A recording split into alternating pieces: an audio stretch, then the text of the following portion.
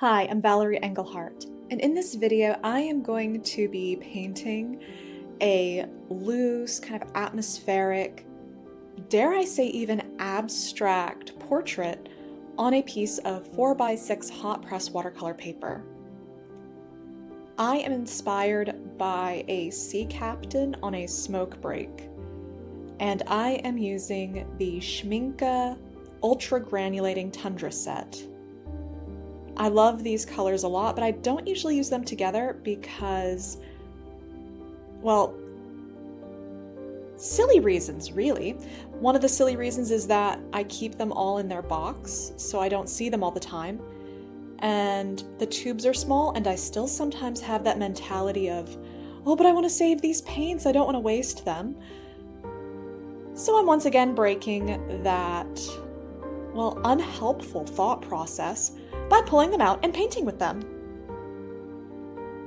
And right now I am using the Violet. Tundra Violet is one of my go-tos when it comes to this set. The other that I actually have decided to squeeze into one of my palettes is the Tundra Orange. But all of these paints, they work really well together, they are beautiful, and with them being ultra granulating, they do split and give lovely textures, but also shifts in color. For example, the Tundra Orange, when it splits, you can see bits of pink, and so I will be using that a lot on the skin tone. Now, the reason I am painting 4x6 is it is the holiday season, so it is mini painting season, and that is because galleries are doing their mini art shows because it's a gift-giving season, and you're not going to gift someone a giant like 36 by 48 painting. And I mean, who has that in the gift budget? If you have that in your gift budget and you need someone to paint something huge for you, reach out to me. But otherwise, it's something that is small, easy to gift, won't break the bank, and is also a great introduction for people who want to collect original art. There often is that price barrier to entry, so having something smaller can let you support an artist, start adding original art into your home. I know what things are like right now. I gotta buy groceries, and I'm pretty sure you eat too and have to buy groceries. But before my blood pressure rises, let's go back to the painting. So I'm going into some of the Tundra Pink right now. This pink is a cooler pink. And so I'm going to be using it for the shadows on the face.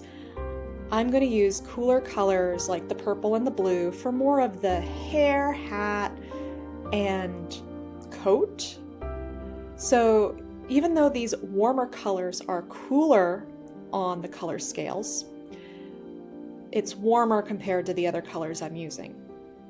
And the pink looks more alive than adding blue. And because this is a person, even if it is almost like an abstract realism piece, I do want to honor what a person looks like. But because this is so small and I want to get just the feeling of it, I don't want to get into a lot of detail. That is one of the reasons that I hesitate with people so often is I have something in my head that I want, but I tend to get too detailed, wanting to make it look too much like a person. And so my goal for this one was to keep it really loose, like you're seeing someone through a mist, or you're trying to recall a dream, where you've got the pieces and they kind of form together, but it's not a clear image. All right, so I'm going back into my purple and I'm starting to put in the beard. Just lots of short strokes, and I'm wiggling my brush. I don't want anything to be very linear, at least not for the beard. But like up on the hat, I used directional brush strokes because that is a knit cap. It has that ribbing in it, and so I wanted directional brush work. So when you're painting, pay attention to how you're moving your brush. Use all of the directions of your brush. Use the tip, use the belly, use the heel, but do it intentionally. Do you need a strong line? Then use straight brush strokes. If you want something soft, almost fuzzy, use short strokes in curved or circular motions. Now at this point I was like, oh, I haven't added any blue yet, and I like things to fuse while they're wet, so I went into my Tundra blue and started adding that in. And notice up on the forehead of the person I'm painting, there is like an entire section I left unpainted. I did that on purpose. I'm trying to concentrate on leaving some pieces unpainted. That is another place that I love seeing that in art, where there's a section left unpainted that is almost drowned out by light. But sometimes, especially when painting a person, I have a little bit of trouble with that. So lately when I've been painting, I've been focusing on leaving sections out to illustrate that it's being hit by light. And because this is a loose painting, I have bled away some of the images on the sides. Because I'm going atmospheric, I don't want to just have a person that's painted loose and then just a plain white background. So by bleeding some of that away, by softening some of the edges, it gives a misty, dreamy look without me actually having to paint a background. Now I'm moving on into the shoulder, and everything is still really wet. I'm letting that beard bleed into the shoulder. I'm letting the hat just sort of drip down and bleed into that shoulder, because I do want that sense of connection and, I don't know, living by the sea, just kind of having all of that go together. It works for me. But when I paint clothes, I typically will paint in the folds. Let it sit for a minute, because the folds are going to be the part with the strongest value. That's where the shadows are. And then I will go in with water and then soften the areas around it to create the rest of the fabric. Now, the part that I'm starting to put in now is the forearm, because he's lifting his arm to put his hand near his face to take a puff.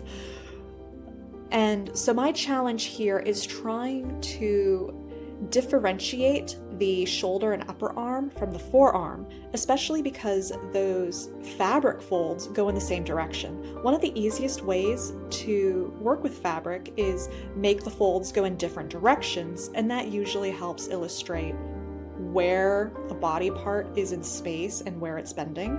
But because these both are folded in the same direction, that was something I struggled with a bit. And then there's hands. Good Lord, having to paint hands can be a trick.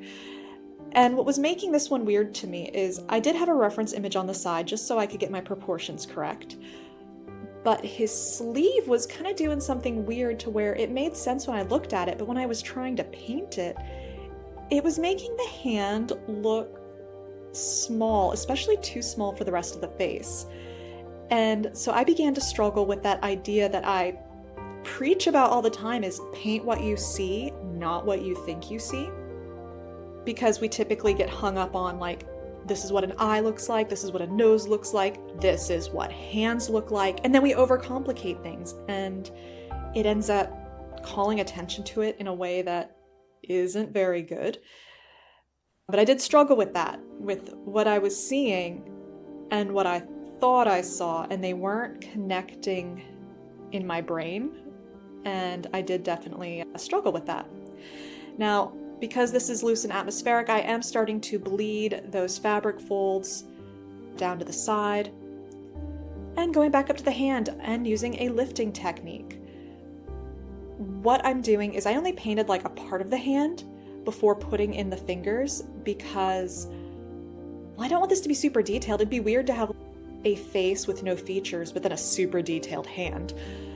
By keeping things loose and using a lifting technique, it meant that if I wanted to correct something later, it makes corrections easier.